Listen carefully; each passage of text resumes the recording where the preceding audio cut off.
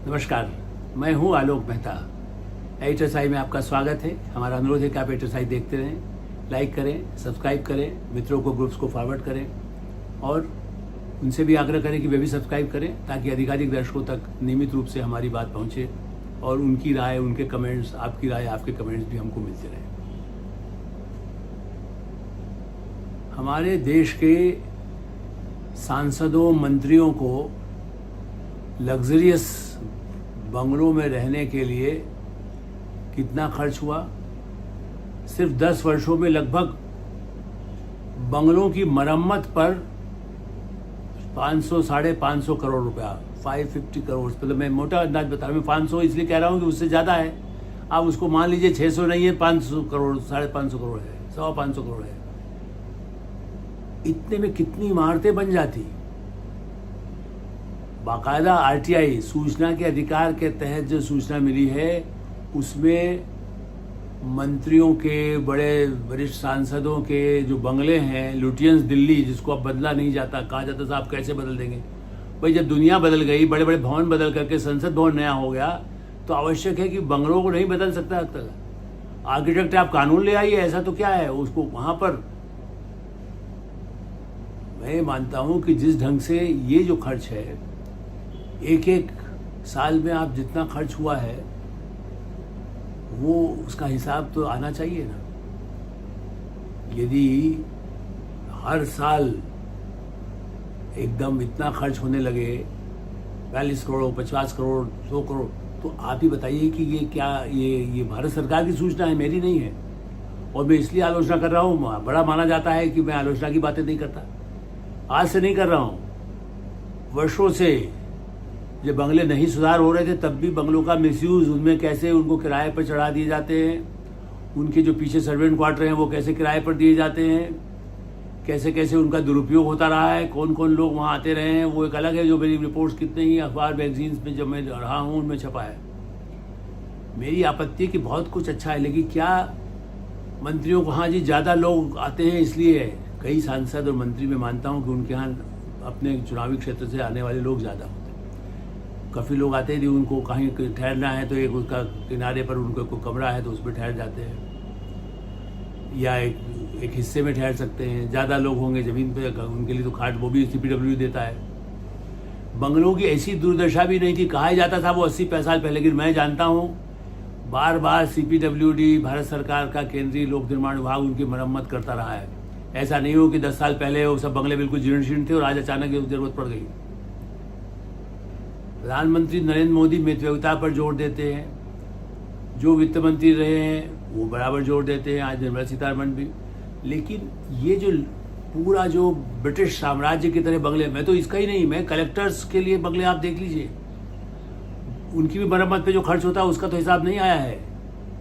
प्रदेशों में कलेक्टर के बंगले कई बार भारत के बड़े बड़े मंत्रियों से ज़्यादा बड़े हैं, और उनकी जो ज़मीन है उसमें चूंकि अंग्रेजों के समय का प्रावधान है कि वो उसको, उसमें जो उपज होती है उसका भी मालिक वही है, उसका उससे भी वो बिक जाता है तो उसका भी उनको दिया जाता है। ऐसा पुरानी थी, हाल के में कोई बदल दिया हो तो मुझे नहीं मालूम, लेकिन पहले के नियम अंग्रेजों के ज़माने के वर्षों तक, 50-70 साल तक चल रहे थे। तो ये जो कलेक्टर, मंत्री, सांसद, वरिष्ठ हो गया, वो क्यों नहीं फ्लैट में? कई ऐसे मंत्री रहे हैं जिनको मैंने देखा है जो नए नए अपार्टमेंट बन गए। कितने ही सांसदों के लिए कितने अपार्टमेंट इस दिल्ली में बने हैं ये इनको नहीं पता है। सरकार के रिकॉर्ड में क्या नहीं है कि कितने ही ऐसे नए अपार्टमेंट अलग अलग नाम पर संसद, पुरानी संसद के आसपास 3-4 ऐसी बड़े बिल्डिंगें मैं गया हूँ, उनमें उनके नाम, कोई गंगा है, नर्मदा है, क्या क्या अलग अलग नाम है नदियों के नाम पर, और बड़े बहुत ही, एक एंटनी जब मैं वो मंत्री भी थे, या ऐसे कुछ और मंत्री, हाल में कर्पूरी ठाकुर जी के पुत्र वो मंत्री हैं, वो भी उसी फ्लैट में रहते हैं। तो आप ही बताइए कि मिस्टर ठाकुर रह सकते हैं, दूसरे सांसद जो सो कॉल्ड बहुत वो हो गए, उनको बड़े बड़े बंगले चाहिए, उसकी सिंचाई, उसका व्यवस्था करने के लिए दूसरे लोग चाहिए।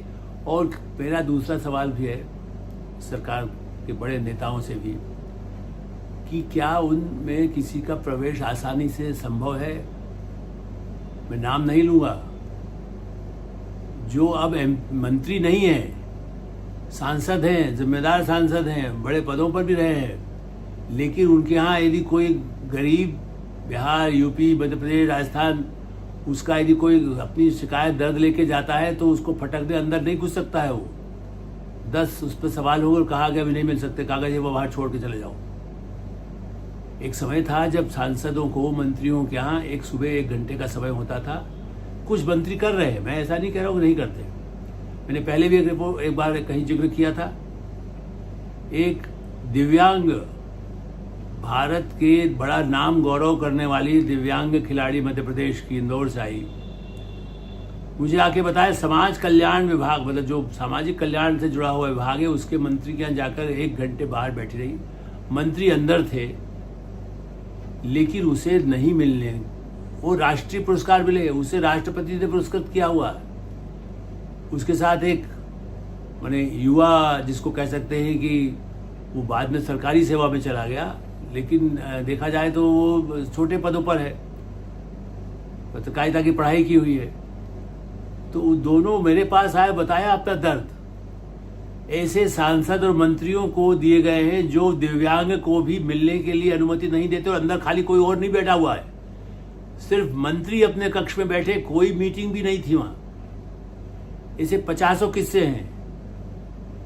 मैं गवाह हूं, जहां मैंने जाकर के देखा है कि 1-1 घंटे यदि कोई पत्रकार चला जाए जिसको वो न पहचानते हैं, उनका सचिव, मेरे जैसा पत्रकार भी, तो 1 घंटे इंतजार करना होता है। उसके बाद भी मंत्री नहीं मिलते हैं। मैं अभी भी नाम नहीं बता रहा हूँ, मेरा किसी से दुर्भावना नहीं है। मैं पत्रकार हूँ, समझने के लिए मेरे लिए बहुत आवश्यक है कि कैसा मंत्री व्यवहार करते हैं। मैं उस समय शिकायत कर सकता था, प्रधानमंत्री तक भी मेल भेज सकता था, या और मंत्रियों को भेज सकता था। उसके बाद भी ये है कि ऐसे कितने ही सामान्य पत्रकार होंगे, उनको भी कहाँ अंदर हुआ, जब तक या तो पहले से साफ समय। मैं तो वो बता रहा हूँ जो मैं समय लेकर गया हूँ। हाँ, ये बताना वो नहीं होगा। मैंने वहाँ जो दृश्य देखा उसकी कर रहा हूँ कि बड़ी मुश्किल से अंदर घुसना होगा। घुस जाएंगे तो उसके बाद कब मिलेंगे नहीं मिलेंगे उनके कृपा पर है, वो आराम करते हैं। सब राजा महाराजा हैं, मंत्री तो बहुत कुछ ही मंत्री या कुछ ही सांसद ऐसे हैं जो अपने क्षेत्रों की समस्याओं को सुनने के लिए तैयार रहते हैं, और यदि वो ज़्यादा बड़े नहीं तो बेचारे फ्लैट्स पे रहते हैं। दूसरा, भारत सरकार और भारतीय संसद ने कई ऐसे एक पहराने जो सांसद हैं उनके लिए कहीं कहीं उनको सब ऐसी विशेष सुविधाएं दे करके फ्लैट अलग से अलाट करा दिए, उनको अपने खरीद करके वो करोड़पति बन गए। वो चाहे बेचते हैं या किराए पर दिया हुआ है, चूंकि बाहर चले गए। बड़े बड़े फिल्मी सितारे भी उसमें शामिल हैं, उनका भी मैं नाम नहीं ले रहा हूँ। तो सांसद वो यदि अरबपति करोड़पति है तब भी उसको बंगला मिलेगा। कुछ लोगों ने स्विमिंग पूल बना लिया अपने, उस पर कभी आपत्ति की गई? अभी सरकार में न हो, पहले हुआ है। कांग्रेस उससे कोई बची हुई नहीं है। कांग्रेस चिदम्बरम के घर में कोई घुस सकता था क्या? वो तो नक्सल का सपोर्ट करते हैं ना, कि हाँ है वो अर्बन नक्सल। घुसता था कोई उनके, घुस सकता था क्या? गोली मार देंगे उनके लोग। इसलिए ये जो परंपरा है बड़े बंगलों की, इस पर एक पुनर्विचार की समिति बनना चाहिए। संविधान के लिए, संसद में कानूनों को बदलने के लिए कितनी समिति बनी है। मेरा निवेदन यह है कि दिल्ली के स्वरूप को जब बहुत कुछ बदला है, जर्मनी, जापान, ब्रिटेन, फ्रांस, किसी भी अमेरिका संपन्नतम देशों में ऐसे बंगले नहीं हैं जो भारत में हैं। क्या उस परंपरा से कहीं न कहीं उस पर विराम नहीं लगना चाहिए? प्रधानमंत्री, गृह मंत्री, कोई बड़े विदेश मंत्री, वित्त मंत्री, उनके संवेदनशील जो ऐसे कारण हैं जिनके लिए सुरक्षा के लिए आवश्यक है, वहाँ है। और वहाँ भी अपॉइंटमेंट लेने के बाद तो लोग मिलते हैं ना, वहाँ भी जाते ही है। कई लोग, सामान्य लोग भी उनके इलाके से आते तो जा सकते हैं यदि पहले से तय है। लेकिन इन दूसरे लोगों के लिए इतने बड़े बंगले, जहाँ वो एक तरह से लग्जरियस और सारे उसकी फर्नीचर भी CPWD उपलब्ध कराती है। माने सरकार, संसद का खर्च जाता है करोड़ रुपए। संसद में वो 15 दिन काम करते हैं और 365 दिन फायदा उठाते हैं। इस पर कोई पुनर्विचार का ये सही समय आया है, जब ये एक सूचना के अधिकार के तहत 500 करोड़ से अधिक के खर्च का बताया गया। इसमें तो 500 नए मकान ही बन सकते थे 1-1 करोड़ में। तो उसके बाद तो इन बंगलों को कहीं और किराए पे चढ़ा दिए। यदि आप बंगलों को बदलना नहीं चाहते हैं तो बड़ी ही प्राइवेट कंपनियां जो ले लेंगी, उसमें पैसा भी लगा देंगी और काम करेंगी। विचार करिए। एडिटर साहब हमें विराम देते हैं, एडिटर साहब देखते रहे लाइक करें, सब्सक्राइब करें, मित्रों को उसको फॉरवर्ड करें और आपकी जो राय है उससे हमें अवश्य अवगत कराएं। धन्यवाद, नमस्कार।